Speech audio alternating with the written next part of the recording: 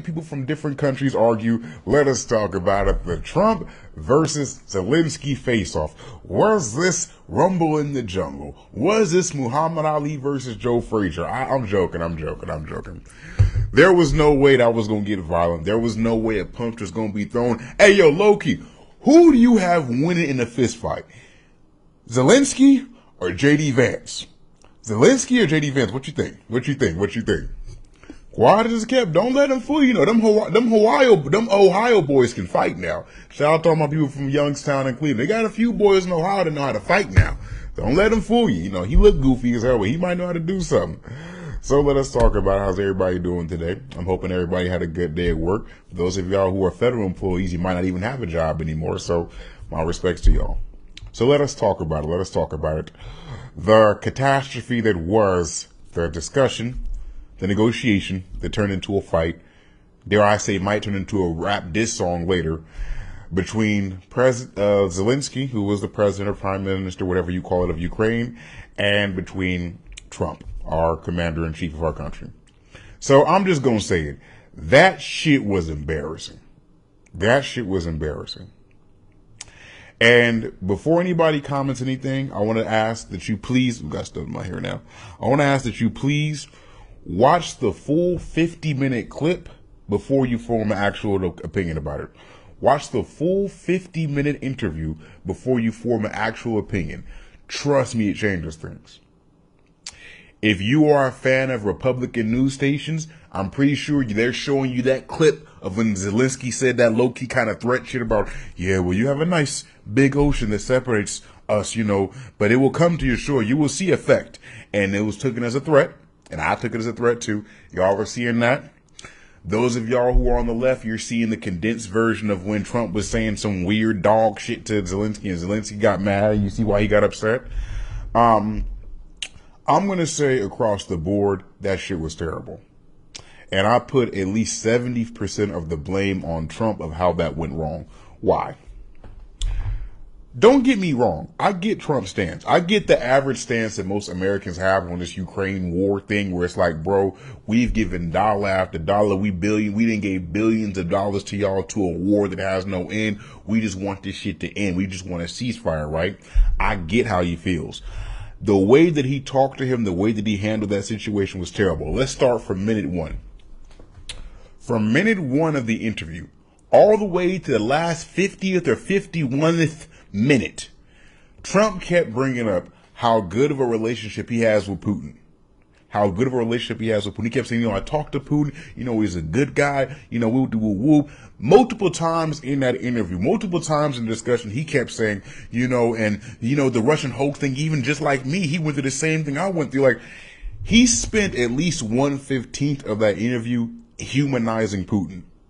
Now, me personally, and y'all know, I've said this multiple times, I really don't give two grains of if he's friends with Putin. I really don't care if he's cool with Putin like that. But you shouldn't sit next to the man who's currently at war with him and killed thousands of his people, been trying to take back that damn little piece of the country, presidents way before him. You shouldn't be bigging him up, congratulating him right in front of the motherfucker that he's in direct side-to-side war with like that. You just can't read the room. You got to read the room better. When you get to the point where JD decided to hop in and say something, the moment before JD Vance hopped in and said something, Trump gonna talk about something. This was like, I want to say the 38th to 39th minute in the interview. Trump gonna talk about some damn, he has all this hate and vitriol. When you hear somebody speak about Putin, he speaks about Putin with says hate and vitriol, and I don't know where that comes from. I just really don't know. Boy, where you think it's coming from?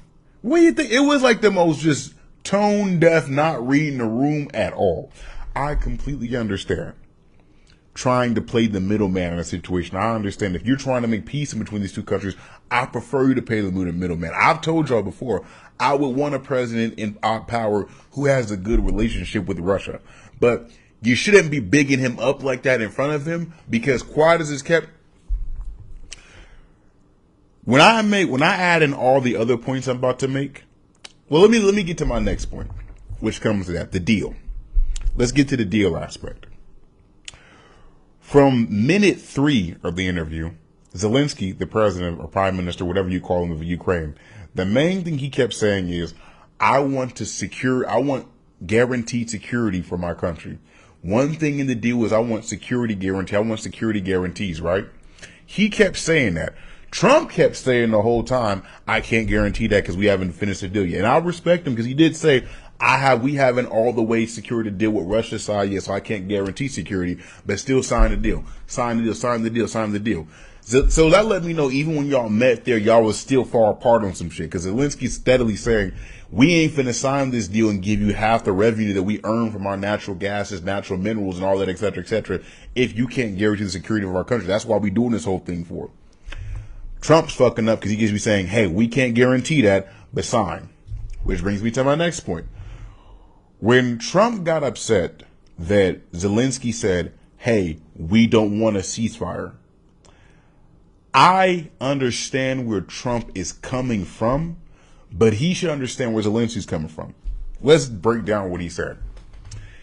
Zelensky essentially said, I don't want a ceasefire with Putin because every fucking time he does a ceasefire with presidents before I even decide to run for the damn position, he's always broken it. He's always broken these promises. That's words out of his own mouth. He's always broken his promises. This is on record. Trump's response to that was, well, he won't do it with me. He did it with Obama, he did it with Bush, but he won't do it with me. That's not the response you should have, brother. That's just not the response you should have. Your response to a motherfucker who's genuinely concerned about the safety of his country shouldn't be saying, hey, let me offer you this solution that you know, historically speaking, has not worked many times, but still do it. And it only won't happen because I'll be here or president for the next 3 years or so. Contrary to those who believe we're going to turn into a dictatorship and he stays for 50 years or however long white people live for. It just was very tone deaf. It was very insensitive, and it was a terrible way to handle negotiations. I understand where Trump is coming from. I understand where most Americans are coming from. We've given them billions and billions and billions and billions and billions. I get that. But there's just a better way that you go about things. You don't go about, essentially, to anybody who's watching me who's a car salesman, it felt like Trump was being a car salesman in that situation where it's like, hey, essentially with this deal, we can't guarantee your security.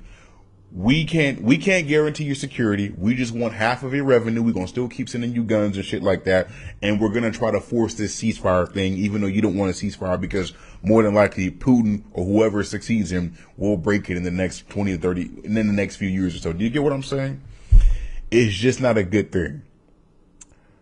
I don't like the way that Trump talked to him. And I'll be honest with you, there's a large part of me that wouldn't have so much of an issue of how he talked to him if he would talk to the president of Israel that same way. That's what I will say. I didn't like how crazy he talked to him. Like, he was talking crazy. But see, the thing about it, this is what I will say to that. There are some times where Trump's approach of how he talks to people, I do think it works and it has value. Like sometimes it does. Talking that direct talk type shit like that. In this situation, it came off as very tone deaf. It came off as very insensitive. And to be real, if you're talking about giving somebody a deal where the main concern of the deal is security guarantee for their country, then bro, what the fuck?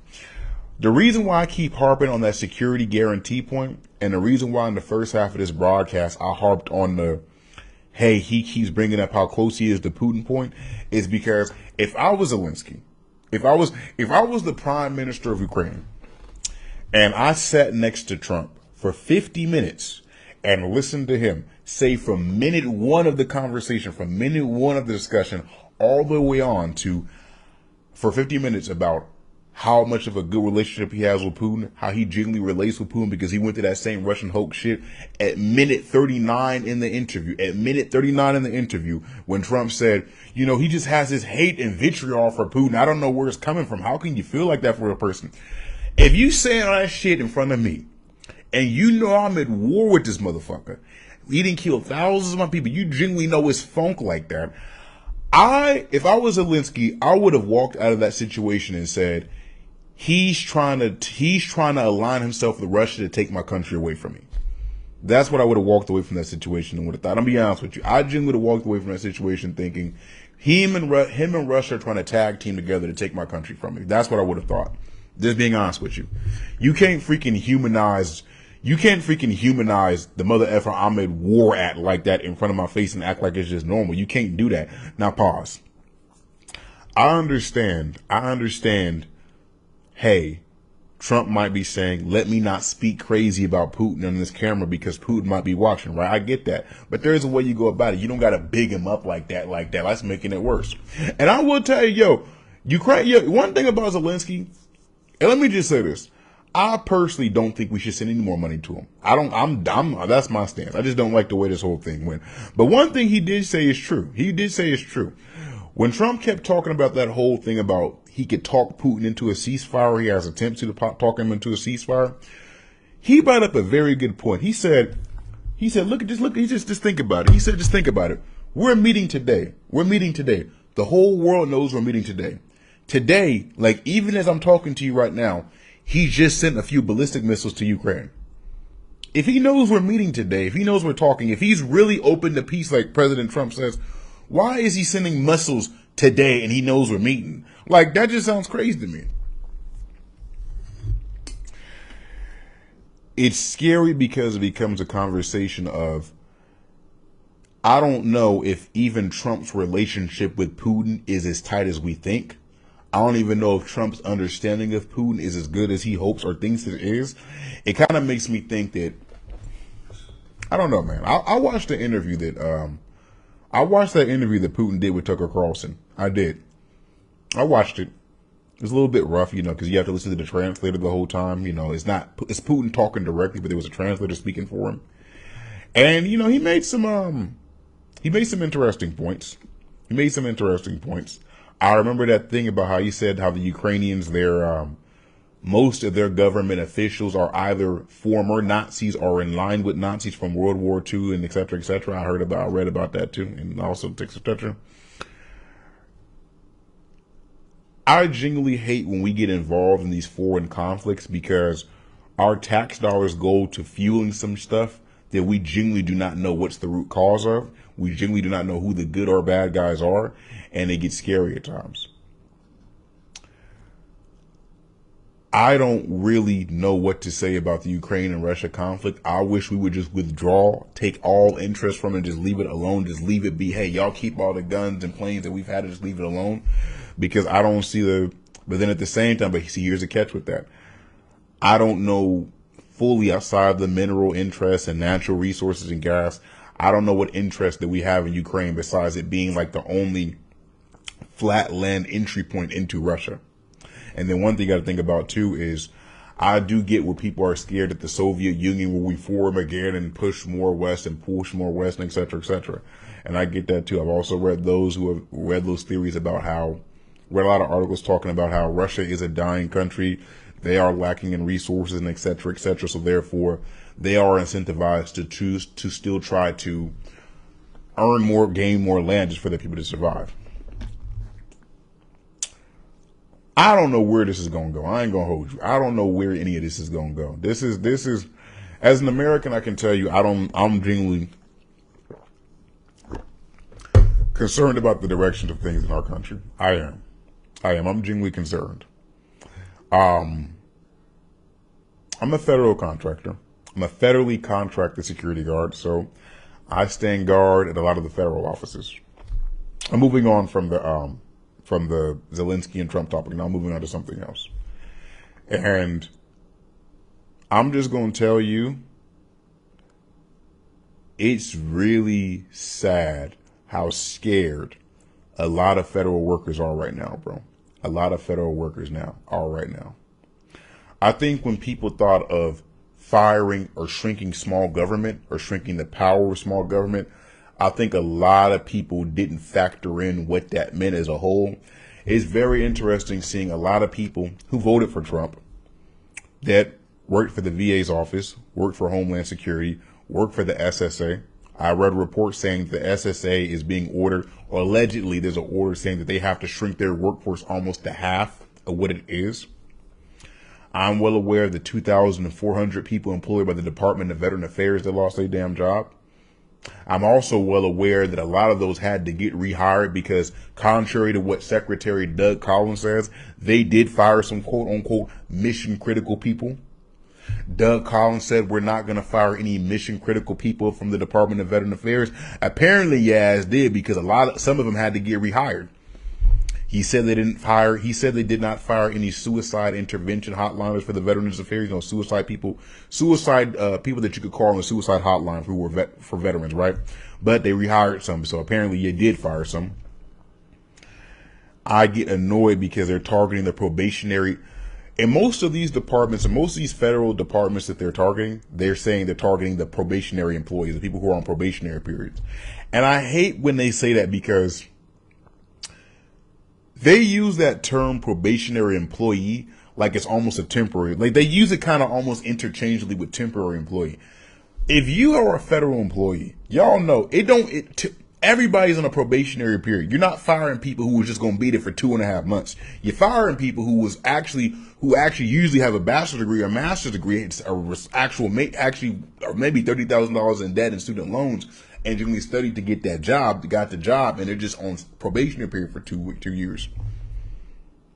That letter that DOGE, the Department of Government Efficiency, that letter that got sent out, it didn't just get sent out to people who work at the IRS. It didn't. I love watching how this is affecting everybody, because it's showing everybody this shit just didn't affect big government people, just rich Democrats who are hiding up in the offices. Oh, no. Those of y'all who work in federal law enforcement know what I'm talking about. If you work for Border Patrol, you got that damn email? Yeah.